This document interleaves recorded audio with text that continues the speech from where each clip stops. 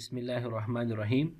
نن غواړو زده کړو په غیر پارامتریک احصایوي ازمایښتونو کې چې په انګلیسي کې نان پارامتریک ټیسټس ورته وایي د هغوی د ټولو قسمونو څخه په ترتیب سره هر یو قسم د SPSS له لارې په غور سره ولولو، مطالعه کړو او تحلیل کړو چې څرنګه او د څه لپاره نوموړی ټیسټ جوړ شوی دی.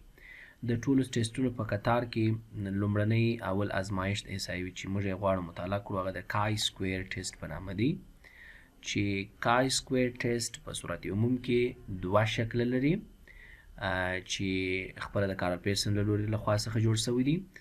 یو یې د انډیپینډنټ ویریبل لپاره دا جوړ شوی دی، سامپل لپاره، او بل یې فټنس فار یوز په نامه یادیږي. یو دا دی چې موږ وکولای سو یو ویریبل راواخلو، د یو ګروپ ډاټا سره یې پرتله کړو، وایو چې آیا په نوموړې ډاټا کې د نل هایپوتیسس یا صفري فرضیې د ردولو یا د منلو علت وسنجو او تر څنګ دا معلوم کړو چې آیا زموږ صفري فرضیه ردیږي او که نه. د مخه در مخه چې هغو نقاط ته ځو، یو ځل به موږ پر کای سکویر باندې خبرې وکړو. کای سکویر د ټولو ټیسټونو په سر کې ډېر زیات مشهوره او ساده غیر پارامتریک احصایوي ازمایښت دی چې اوس مهال هم په احصایې کې ډېر زیات په کار وړل کیږي او استعمالیږي. په نوموړي ازمایښت کې دوه شیان ډېر اساس دي چې یو د ابزرد ویلیو په نامه یادیږي او بل د ایکسپیکټډ ویلیو په نامه یادیږي. ابزرد ویلیو هغه فریکونسي ویلیو ده کله چې موږ یو ډاټا راټوله کړې وي د کویسشنیر له لارې څخه، هغه مو په SPSS کې انټر کړې وي، هغه راټوله سوې ډاټا ته وایي.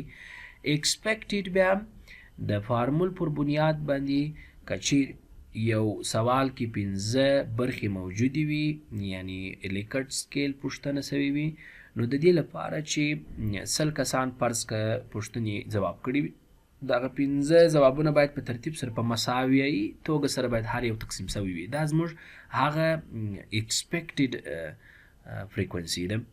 ولې چونکې موږ غواړو معلوم کړو چې آیا دا تصادف غوندې دا ځوابونه ورکول شوي دي او که یا رښتیا هم یو ارتباط شته چې دی نوموړې پوښتنه هر یو ځان ته په مختلف شکلونو سره څه کړې ده، مختلف ځوابونه انتخاب کړي دي ورته. یو قاعده دا ده، موږ وایو چې صفري فرضیه په کای سکویر ټیسټ کې هغه وخت ردیږي کله چې سیګنیفیکنس کچه د موثریت کچه چې د ټیسټ له لوري راوځي تر 0.05 کمه او یا مساوي وخیږي، نو موږ وایو چې موږ صفري فرضیه ردوو. که چیرې تر هغه لوړه وختل نو موږ صفري فرضیه قبلوو. په بل شکل هم ویلی سو موږ ته د کای سکویر چې دغه سمبول دی، نوموړي کای سکویر خپله یو ویلیو راباسي او دی ځان ته یو مشخص ټیبل لري چې تاسو ته پر سکرین ښکاره شي. نوموړي ټیبل ته په کتلو سره کومو ویلیو چې د ټیسټ د ازمایښت وروسته راوستل کیږي، همهغه ویلیو به د ټیبل د ویلیو سره پرتله کیږي. که چیرې راایستل سوې ویلیو د ټیسټ څخه چې محاسبه کیږي، هغه ویلیو که چیرې تر هغه د جدول تر ویلیو لوړه وختل، نو په دا حالت کې موږ وایو صفري فرضیه ردیږي. یعنی په یوه حساب د موثریت د کچې سره معکوس رابطه ده تر څو صفري فرضیه موږ معلوم کړو ردیږي یا نه. یو شی بل ډېر مهم دی، هر څومره چې د observed frequencies او د expected frequencies ترمنځ فاصله ډیریږي، په همهغه اندازه د کای سکویر کچه چې ده هغه هم څه کیږي، ډیریږي. نو د دې لپاره چې موږ راسو دواړې طریقې په SPSS کې وازمایو، نو د SPSS یو فایل راخلاصوو چې دا تاسو ته د یو ازمایښت د یو سامپل په توګه جوړ دی.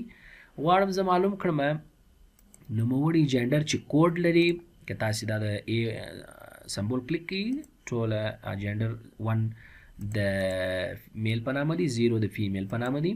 په عین حال کې زه غواړم د هیلث سره یې څه کړم چې هغه کې ګوډ دی، پور، ایکسلنټ، فیر، 4 درجې ورکول شوي، د دې سره زه غواړم پرتله کړم. یعنی هدف دا دی چې زه غواړم معلوم کړم زما صفري فرضیه دا ده چې آیا دا میل او فیمیل چې ورکول شوي دي د دوی په مساوي توګه سره په تصادفي شکل سره د دواړو هیلث یو شکل دی او که یا توپیر لري او یو ارتباط شته د دې دواړو په منځ کې. نو له دې لپاره موږ دا انډیپینډنټ ماډل دی، هغه انډیپینډنټ شکل دی او هغه فټنس پاروز یې فقط د یو ویریبل لپاره غواړي ته معلوم کړي چې آیا هغه تصادفي شکل دی او که یا نه دی. هغه جدا ان شاء الله ازمایو. لومړی به راسو انډیپندنت به وګورو، انالایز ته راځئ، په انالایز کې ډسکریپټیو سټاټسټکس ته په دې کې کراس ټیب کلیک کوئ. کله چې مو کلیک کړه را ته جنډر انتقال کړئ او دلته به تاسې راسئ هیلث چې موجود دی هغه به کالم ته یوسئ. په دې ځای کې سیل موږ ته راکول سوی دی. کله چې تاسې کلیک کړئ وایي هم ابزرد ویلیو چې د فارمول پر بنیاد ده، هم ابزرد ویلیو او هم ایکسپیکټډ ویلیو هم راته پیدا کړه چې څومره اندازه لري. کانټینیو کوئ. سټاټسټکس ته به راسئ، دلته به کای سکویر ورته انتخاب کړئ، ولې چونکې دلته ټوله زیاتره نان پارامتریک ټسټونه دي، د هغوی سره زموږ کار نه دی. کای سکویر به انتخاب کړئ، اوکې به ووایي. که چیرې مو کلسټر بار چارټ په کار و خو انتخاب یې کړئ، که نه مو په کار مې انتخابوئ. فرض که زما نه دی په کار ډایرکټلی اوکې وهمه. نو ماته مختلف درې جدولونه راځي. اول جدول کې ماته معلومیږي چې زه هیڅ میسینګ ډاټا نه لرم. 349 کسانو څخه ارزونه سوې ده، د هغوی ډاټا انټر سوې ده، 100% ټوله ویالډ دي، میسینګ نشته. لاندې که تاسو وګورئ را کې ما فیمیل ورکړی وو، میل جنډر ډاټا وه او په دې طرف کې کالم کې ما 4 درجې ورکول سوي دي د هیلث دي.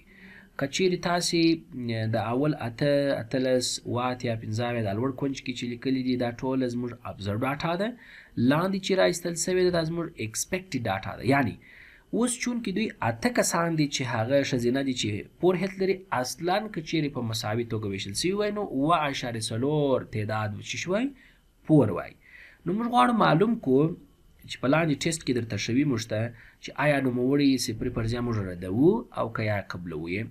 ولې چونکې پیرسن کای سکویر دلته ویالو ورکړې د 15.015 او زموږ ډیګریز اف فریډم 3 دي. موږ فارمولا لرو دا رقم ته چې هغه فارمولا پر سکرین ته ښکاره سي تاسې ته چې دا ډي اف څنګه او په کوم شکل راووتی. وروسته تر هغه موږ دلته ګورو تاسې د پیرسن ویلیو وینئ په 2 سټایډ کې ټوټیل کې 0.1 ده، یعنی په 349 ټوټل ډاټا کې نوموړی اف ویلیو چې کای سکویر ویلیو چې راایستل سوې ده هغه کوچنی تر ټیبل ویلیو ده او یا دغه د سیګنیفیکنس ویلیو چې ده د 0.1 کوچنی او یا مساوي د څه شي سره ده. ولې چونکې دا لویه ده اوس نو تر 0.05 نو موږ وایو چې 0% موږ قبلیږي او یا موږ په انګلیسي کې وایو چې we retain the null hypothesis.